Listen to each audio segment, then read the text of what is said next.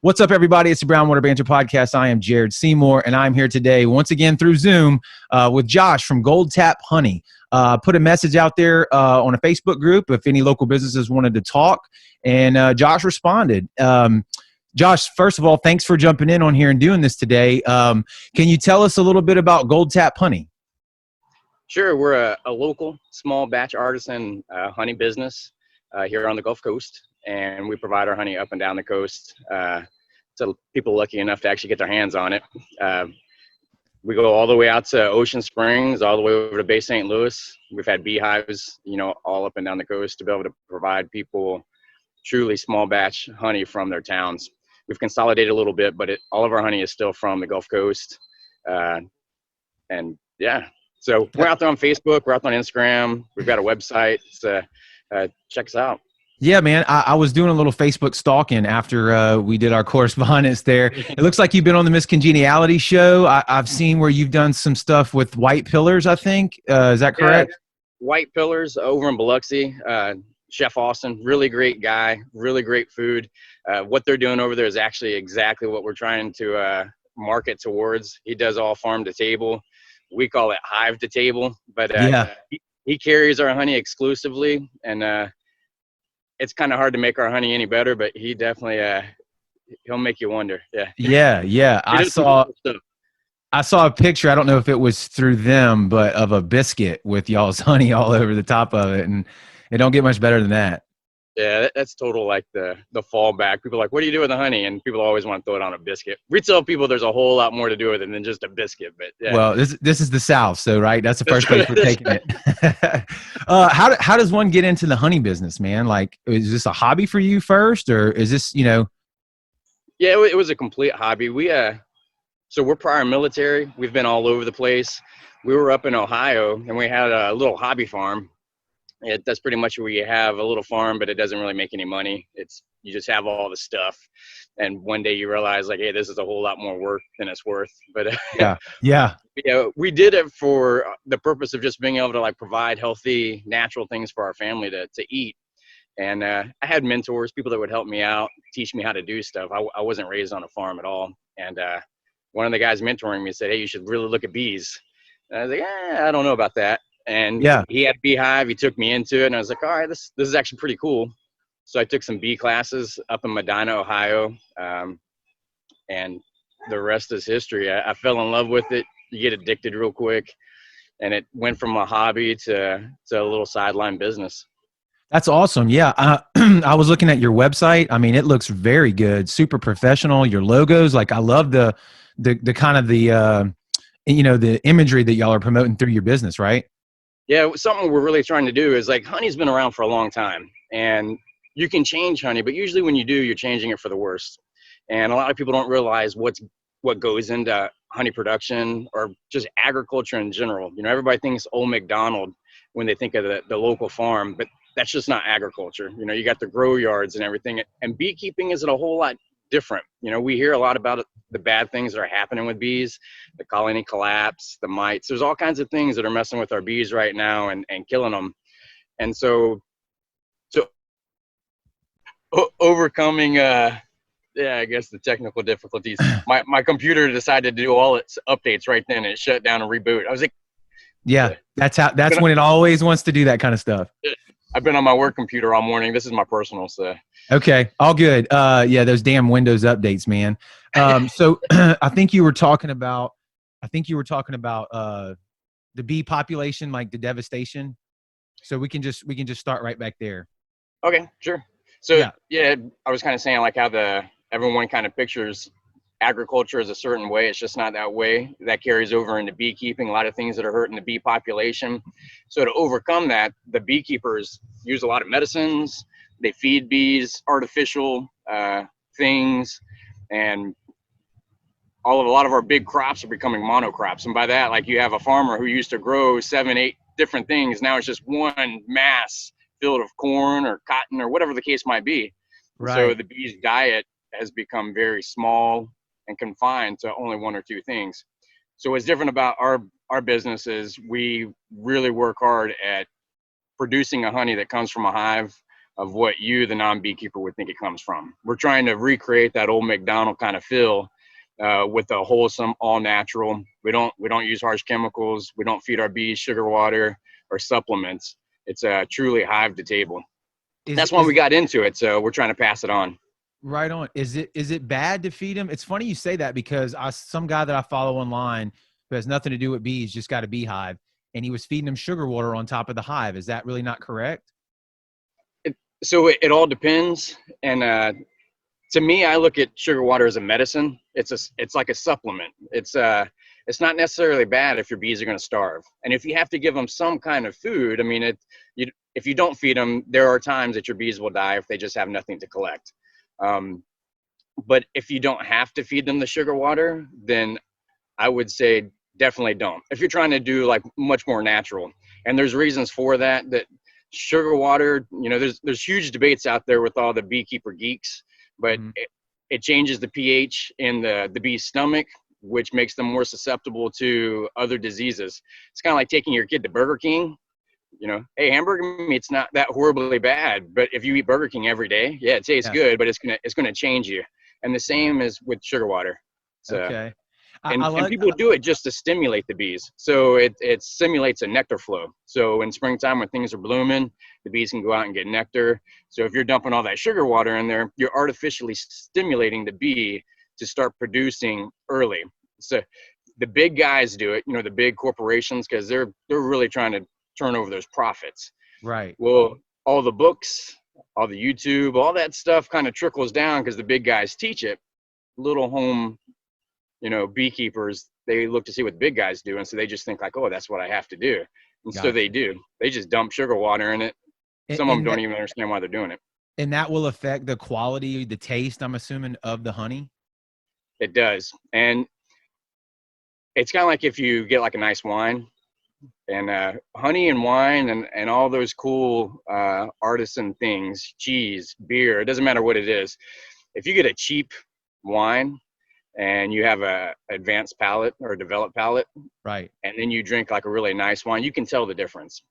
And if you just go to Walmart and you just pick up a jar of honey and you just taste it, it tastes sweet. It tastes like what you think honey would be. Now you get a true local artisan beekeeper and you taste the honey, you will notice a difference. And what you'll notice is like the smell and the taste. And you do have to somewhat develop your palate. Right. Bourbon's the same way, like you said, like wine or bourbon. Yeah. You'll pick up all the notes of whatever the flora was that they were collecting from. If they're collecting wallflower, then you're going to have something different than clover. Clover it produces a really light honey. The color is more clear, more that yellow color that we all think, that gold. But then you start getting your wallflowers, it's very dark and it's amber and it's more pungent. And it really depends on what you like. Here on the Mississippi coast, if you're getting really, really light honeys, I would question why. We're not a huge clover producer. Not that we don't have clover, but like you go to the farmers markets here and you actually get to know your beekeeper and they tell you their practices, you'll notice that a lot of the honey here on the coast is actually dark. Okay. That's good to know, man. That's really good to know. So, I see that you're sitting there in front of the hive. I applaud your framing of the shot there and your setup. What are bees? And I saw this in your Miss Congeniality video. Are they not super aggressive? And I would think that if you're by their hive, they're gonna be, right. But I watched the video. You're saying they're not. So the reason I'm in front of the hive is because if you had to do an interview just staring at me, you're the people that are following you, your likes are gonna go down. So I thought they've been looking at my face, so it's okay. Trust me, you're fine. So the textbook, you read all the textbooks and everything tells you bees are defensive by nature. They're not supposed to be aggressive. We've had all kinds of movies and stuff about the Attack of the Killer Bees, the Africanized bees, and yes, they are much more aggressive. Their genetics are much different. Most of our European bees, they're not overly aggressive. With that said, like someone could blast me because I'm sitting next to this hive and however many people will see it and they'll assume like, oh, the bees are very nice. So any serious beekeeper, they breed their bees. So they raise them. And I raise my bees to be at a temperament that I'm comfortable with. It's kind of like when you raise a horse or a dog, You pick the genetics you like, and you mix them, and the outcome is hopefully something that you desired. The same are with bees. If you have very aggressive bees, you don't keep raising those bees. You find the bees that are more gentle, and those are the bees that you keep reproducing from. So my bees are at a level that I'm comfortable with, but I get stung all the time, Okay. all the time. So I was joking, and I was like, man, at the beginning of this, we should totally like do like an online bet. Sitting here, am I going to get stung or not? Anytime I take people out to a hive or I do an interview like this, it looks cool, but in the back of my head, I'm like, this is going to look really stupid if something like pops me on the side of the face, So, yeah. Do you feel a little more like immune or tolerant to it now that you've been stung so many times? You talk to a lot of the old timers and stuff, old timer beekeepers, and like, oh, you don't even feel it anymore. I have no idea how many times I've been stung. Like, and it hurts every time. Like every time a bee stings, but I don't react the same as a lot of people do. You do like build up some tolerance. But something to know if you get into this, it only takes one sting to go the wrong way. That's right. I could totally be not having a problem. I get stung all the time and I don't have any allergic reactions. And it could take that one sting to send me over the edge. I have built up some tolerance or immunity in my system, but that one bee sting too many could do it. It's one of those risks. There are risks in being a beekeeper. I guess it's like fire ants. I've been stung by them a ton of times, and that's never getting any better either. You know what I mean? Yeah, I'll take my chances with bees. I'll let you have the fire ants. Yeah. I know what's going to happen with fire ants. Yeah, it's just pain for days. But did you mention in the beginning of this that you have multiple beehives kind of scattered in different locations as well? I do. One of the reasons I did that, I had a whole lot more bee yards. Whenever we first started the business, I really wanted to have one in all the bottom 6 counties. And so people could say, hey, I'm in Biloxi, I'm in, wherever it is, and I could give them honey from their county, because people really do have a desire to have local honey. Right. And anybody that's actually from the coast knows that it takes forever to get anywhere. You have to shoot all the way up to 10 or all the way to 90 and over. And I was spending so much time just driving around the Gulf Coast that I really had to narrow it down. I still do have multiple apiaries, but I've narrowed it down to like 3 towns. So I don't stretch all the way across the entire coast anymore. They say that local honey has benefits for like allergies and stuff like that. Is that right? Like helping is it immune system as well? It does. One of the great things about honey is, so you compare it to like your table sugar. Table sugar is just going to be sweet. There's not much flavor and there's not much benefit. It's just sugar, pure sugar. Now you take honey and it's got so there's actually ratings for sweetness. It's got a higher sweetness rating than table sugar. So you can actually cook with less. And so that's a benefit. So when you're looking at benefits of honey, it doesn't take as much because it's got a sweeter flavor. It's also got a much more complex flavor, which I love. So whenever I'm making my simple syrups for like my bourbon drinks and stuff, it really enhances the drink and just makes it a lot more fun. But within the honey, you have a lot of trace elements. So as the bees go out and they collect nectar and pollen, they're collecting trace elements from whatever it is that they are collecting from. And because they're collecting pollen and bringing that back, there are trace elements of that pollen in all of the honey, as long as the honey has not been filtered. So whenever you go to your local beekeeper and you're asking them like, hey, do you filter your honey? You need to really understand what that means.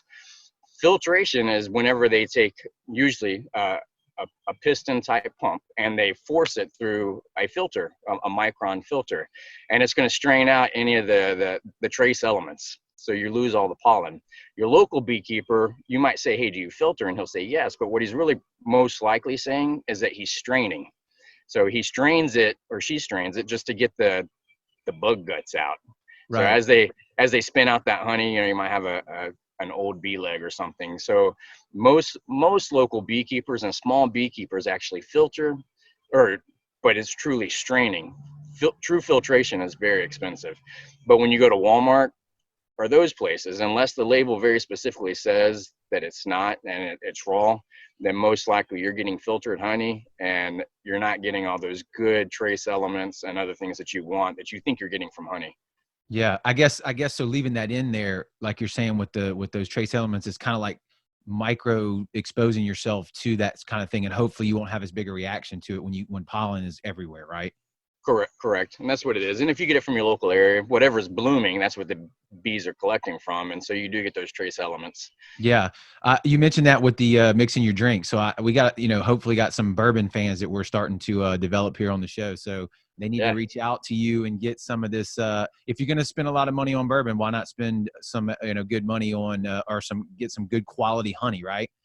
Oh, yeah, definitely. So we actually market towards a lot of mixologists.